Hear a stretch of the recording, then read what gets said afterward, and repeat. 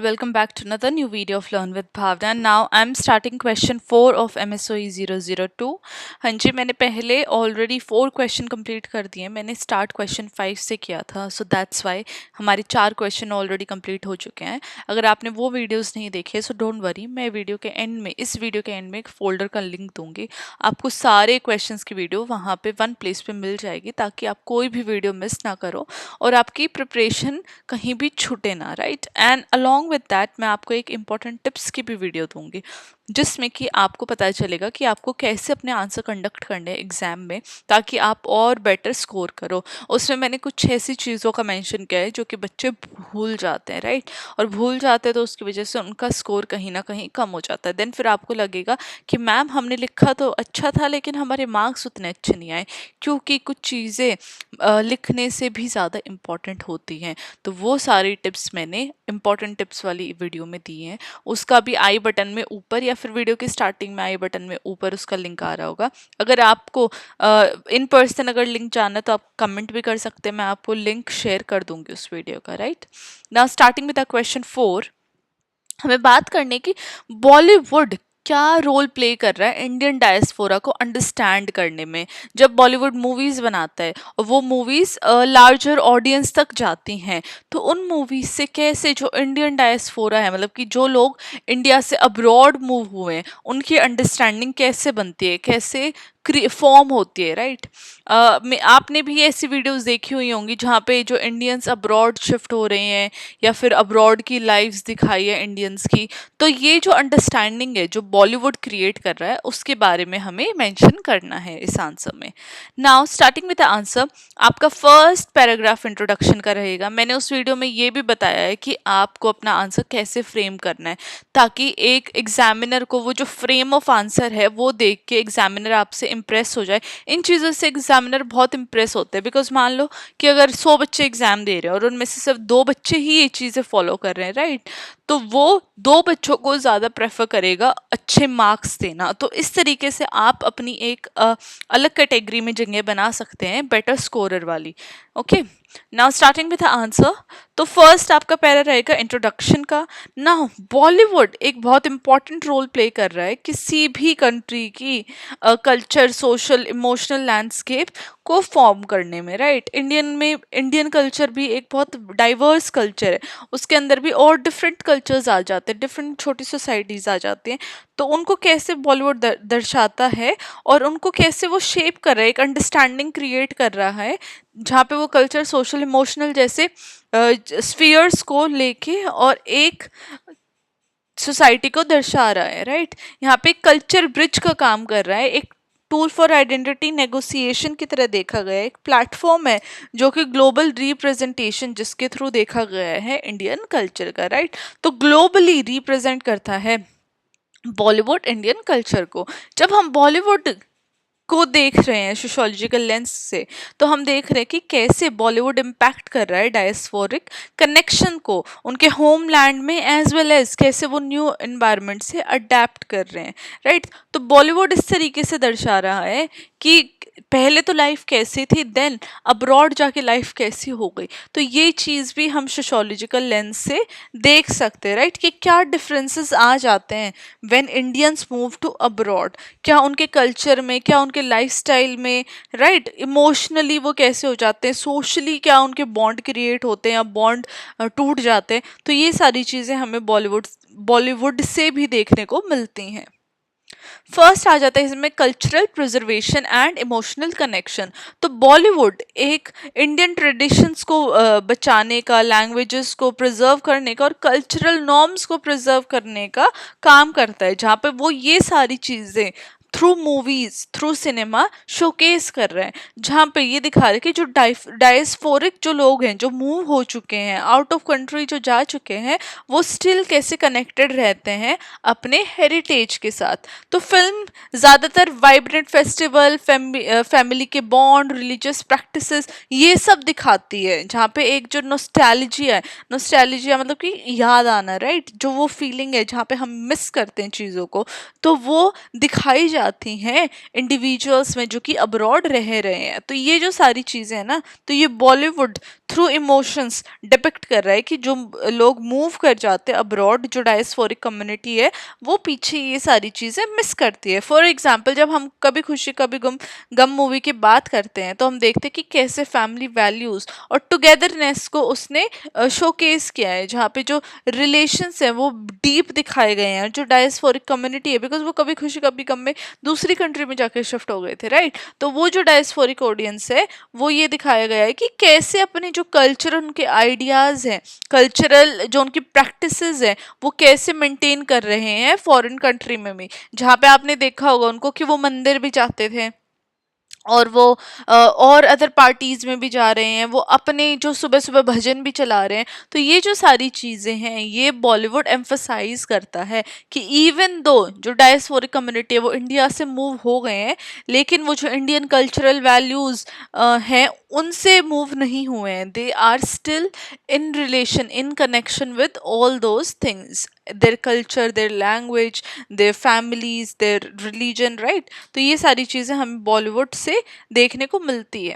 Second आ जाता है हमारा लैंग्वेज एंड ट्रेडिशन। तो बॉलीवुड फिल्म ज़्यादातर हिंदी में चलती हैं या फिर कोई भी रीजनल इंडियन लैंग्वेज हो उसमें देखी जाती है, जिसकी वजह से वो एक डायस्पोरिक कम्युनिटीज़ को वो दिखा देते हैं कि कनेक्शन, कि हाँ वो बेशक से मूव हो गए बट वो अपनी लैंग्वेज, जो उनकी रीजनल लैंग्वेज, वो अभी भी यूज़ कर रहे हैं, राइट। स्पेशली जो सेकंड और थर्ड जनरेशन के इमिग्रेंट है वो जो वहाँ पे बॉर्न हो गए, मान लो कि जो फर्स्ट जनरेशन मूव हुई है उसके बाद भी जो उनके बच्चे हो रहे हैं, उनके बच्चों के बच्चे हो रहे हैं, तो ये भी दिखाया जाता है कि ये भी हिंदी सीख रहे हैं। मे भी उनको टूटी फूटी हिंदी दिखाएं, जैसे कि हमने सुना होगा या क्या चल रहा है, लाइक दिस, मतलब कि इस तरीके के वो हिंदी बोलते हुए दिखाते हैं। लेकिन हाँ, ये दिखाया जाता है कि वो अपने एंसेस्ट्रल जो उनकी टंग है, एंसेस्ट्रल लैंग्वेज है, उनके साथ वो एक कनेक्शन फॉर्म कर रहे हैं।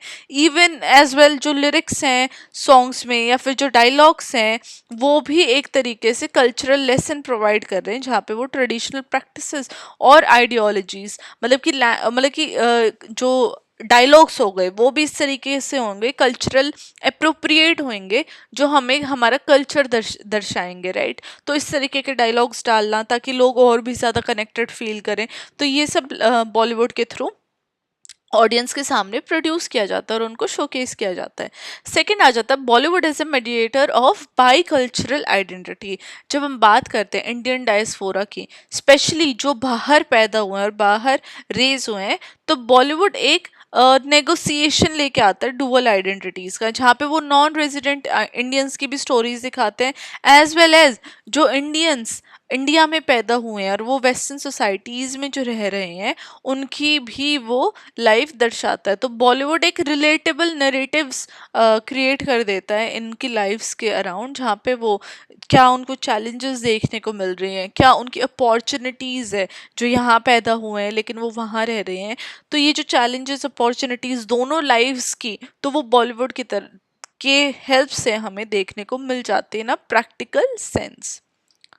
नाउ जब हम एग्जाम्पल्स की बात करें तो दिलवाले दुल्हनिया ले जाएंगे एंड कल हो ना हो में हमने ये एक्सपीरियंसेस देखे थे कि इंडियंस कैसे बाहर रहते हैं, जहाँ पर उन्होंने कल्चरल हाइब्रिडिटी शो की थी बाय डायस्पोरिक इंडिविजुअल्स। तो कल्चरल हाइब्रिडिटी क्या हो गई कि वो अपने इंडियन कल्चर को भी प्रोटेक्ट करके रह रहे हैं, एज वेल एज जो वहाँ का कल्चर है, जो फॉरेन कल्चर है, जो मॉडर्न ज़माना है उसकी तरह, उसके बेसिस के ऊपर भी वो अपनी लाइफ जी रहे हैं।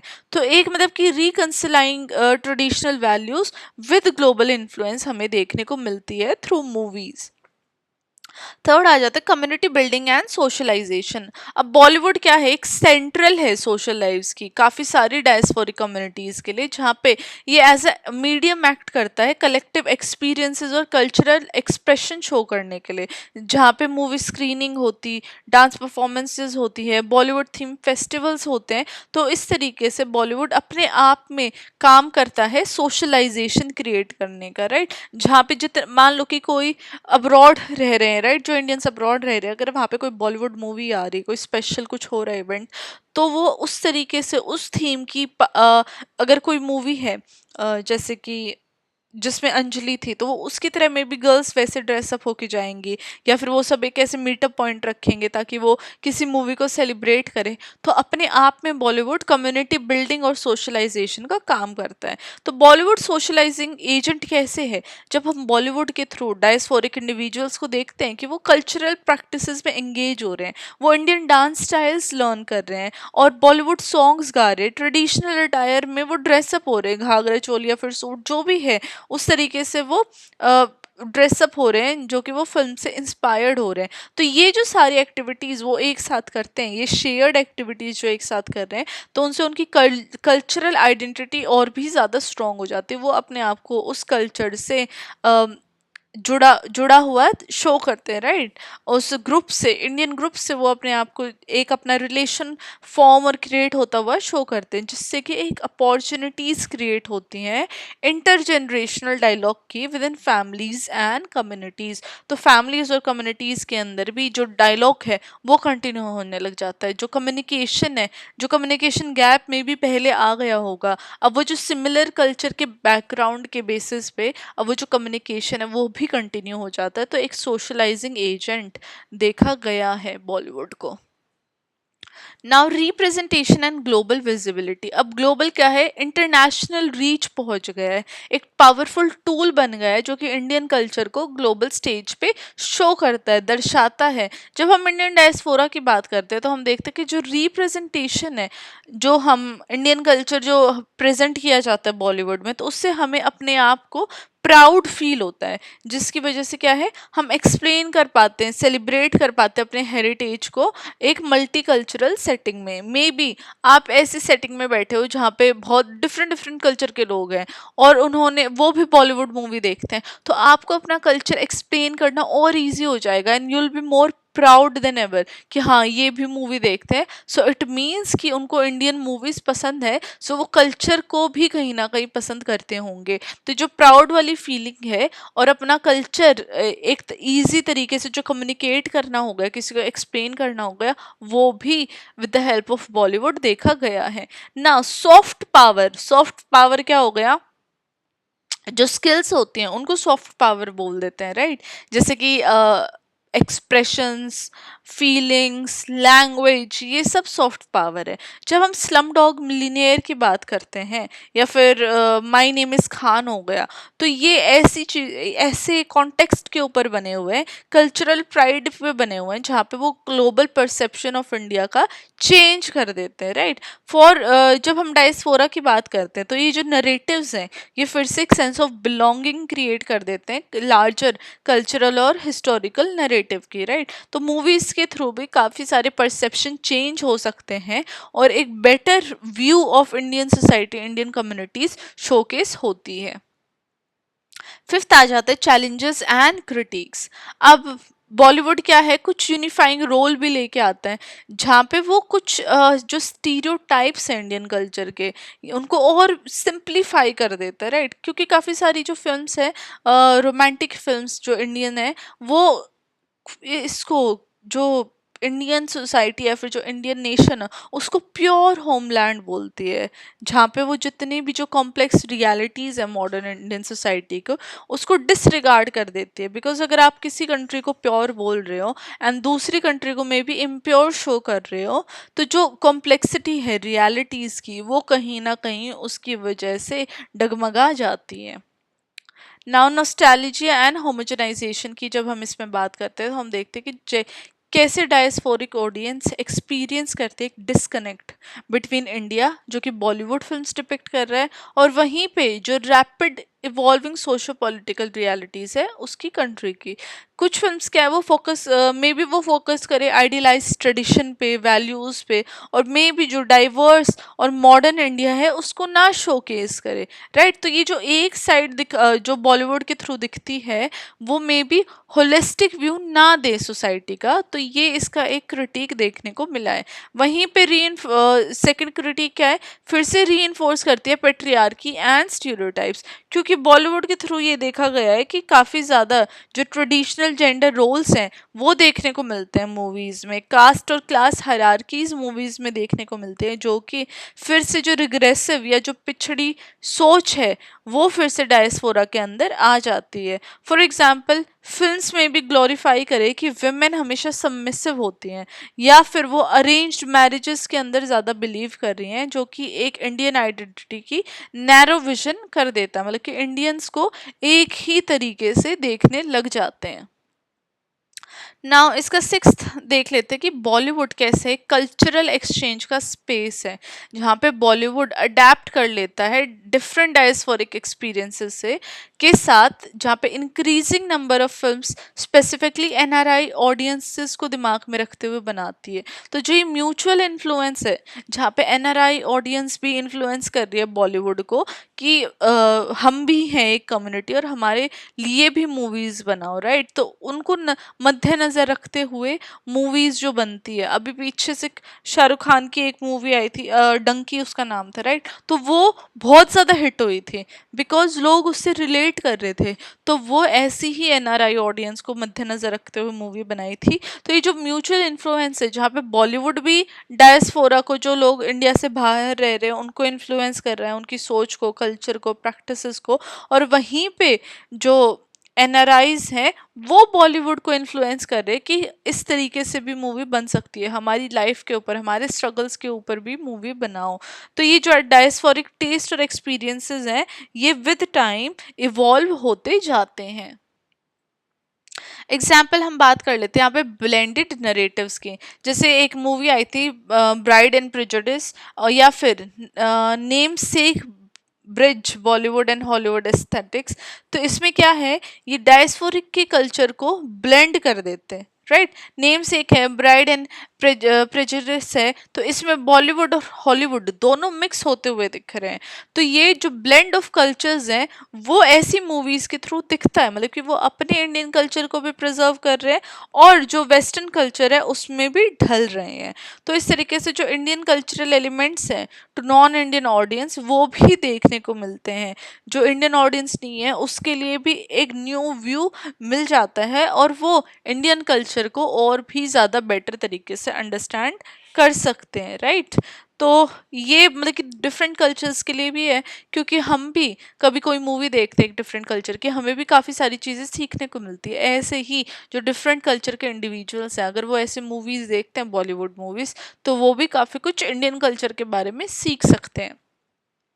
नाउ आपका लास्ट पैराग्राफ रहेगा कंक्लूजन। हर आंसर को के बाद आपको कंक्लूजन लिखनी ही लिखनी है। जब हम बात करते हैं कंक्लूजन की, तो मैंने मेंशन किया कि कैसे बॉलीवुड एक सेंट्रल प्लेस होल्ड करता है इंडियन डायस्पोरा को अंडरस्टैंड करने में। ये एक कल्चरल एंकर है। एंकर क्या होता है, जो शिप को रोक के रखता है ना, तो वैसे ही ये कल्चर का एंकर है। ये कल्चर को प्रमोट करता है, आइडेंटिटी मीडिएटर है, और कम्युनिटी के अंदर एक कनेक्शन बिल्ड करता है, जहाँ पे डायस्पोरिक इंडिविजुअल्स अपने कनेक्शन इंडिया के साथ बनाए रखें, राइट, थ्रू दीज मूवीज। एक वो नॉस्टैल्जिया वाली जो फीलिंग आती है, as well as foreign land में जितने भी उनके चैलेंजेस हैं, उनके उनसे निकल के अपनी लाइफ वहाँ पे भी अच्छे से व्यतीत करें। हाउएवर जब हम बात करते हैं रोमांटिसाइजिंग या फिर homogenised portrayal of Indian culture, तो हम बात कर रहे हैं कि एक और बेटर रिप्रेजेंटेशन हो सकती है, राइट। एक बेटर और तरीके से हम रिप्रेजेंट कर सकते हैं इंडिया की जो डाइवर्सिटी और जो डायनामिक्स है, बोथ इंडिया जो इंडियंस जो इंडिया में है एज वेल एज जो इंडियंस बाहर हैं, तो उसको और एक बेटर तरीके से पोर्ट्रेयल और शोकेस हो सकता है with in Bollywood. But ultimately जब हम बॉलीवुड के इन्फ्लुएंस की बात करते हैं, तो हम देखते हैं कि बॉलीवुड ने बहुत लेवल पे इन्फ्लुएंस किया है लोगों को, ताकि एक जो अंडरस्टैंडिंग है इंडियंस की वो क्रिएट हो सके, और कल्चरल सॉलिडारिटी, मतलब जो डिफरेंट कल्चर के लोग हैं वो एकजुट हो सके अक्रॉस बॉर्डर्स एज वेल। तो ये जो नरेटिव है, म्यूजिक है, इमेज है, ये बॉलीवुड आज भी एक सिग्निफिकेंट सोर्स है और फोर्स है सोशोलॉजिकली स्टडी करने के लिए डायस्पोरिक लाइफ, राइट। तो क्योंकि बॉलीवुड मूवी तो बनानी नहीं बंद कर रहा, राइट, मूवीज आज भी आ रही है, और आज भी हम बॉलीवुड के थ्रू डायस्पोरिक लाइफ को स्टडी कर सकते हैं थ्रू सोशोलॉजिकल लेंस। तो ये हमारा आंसर था कि कैसे बॉलीवुड इन्फ्लुएंस कर रहा है, शेप कर रहा है इंडियंस का with in with in different nation, with in foreign nation, right. तो आई होप आप लोगों को ये आंसर समझ में आया होगा और इंटरेस्टिंग भी लगा होगा, because of course it's Bollywood and who doesn't like Bollywood. तो ये हमारा आंसर था क्वेश्चन 4। आप विद एग्जाम्पल्स आप अपने आंसर लिखोगे तो आपका आंसर भी अच्छा फॉर्म होएगा और एग्जामिनर को भी अच्छे लगते हैं जब आप एग्जाम्पल्स देते हैं, वो आपको बेटर स्कोर देता है फिर, राइट। तो एग्जाम्पल्स भी ज़रूर देना, एंड अगर ये क्वेश्चन आता है तो ज़रूर अटेम्प्ट करना, काफ़ी इंटरेस्टिंग क्वेश्चन है एंड ईजी टू अटेम्प्ट होगा अगर आपने अंडरस्टैंडिंग बनाई है तो। अदरवाइज जो जो सब हेडिंग्स है, राइट, उनको आपको याद रखना है। जैसे ये वाली जो हेडिंग हो गई, इसके अंदर की जो ये सब हेडिंग हो गई, तो ये सब आपको याद रखना है, बाकी इजीली आप ये क्वेश्चन अटेम्प्ट कर सकते हैं। Now I will see you with question 5, no question 5 मैंने ऑलरेडी करवा दिया है, question 6 of MSOE 002, and I will try my best कि मैं आज के आज आपको सारे क्वेश्चंस की वीडियो प्रोवाइड कर दूं। Till then, study well, study hard, and all the very best for your exams.